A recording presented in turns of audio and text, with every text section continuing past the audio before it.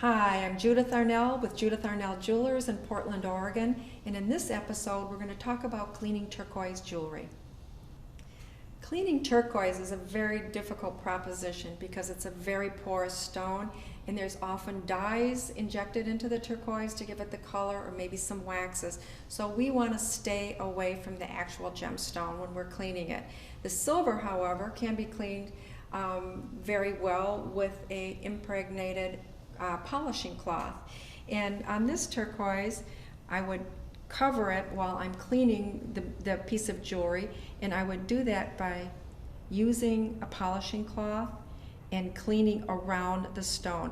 But I definitely do not want to use any chemicals or soaps on the turquoise because it could change colors and it could even crack or become the pores open up. So we'll concentrate on the silver part of the jewelry. And again, we have a polishing cloth.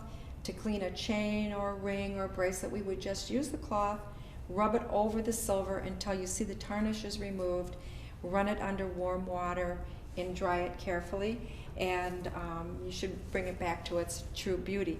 But always feel free, if you're nervous about having a piece of jewelry cleaned like the turquoise, take it to your local jeweler. They can polish around and they can clean your silver without any worries.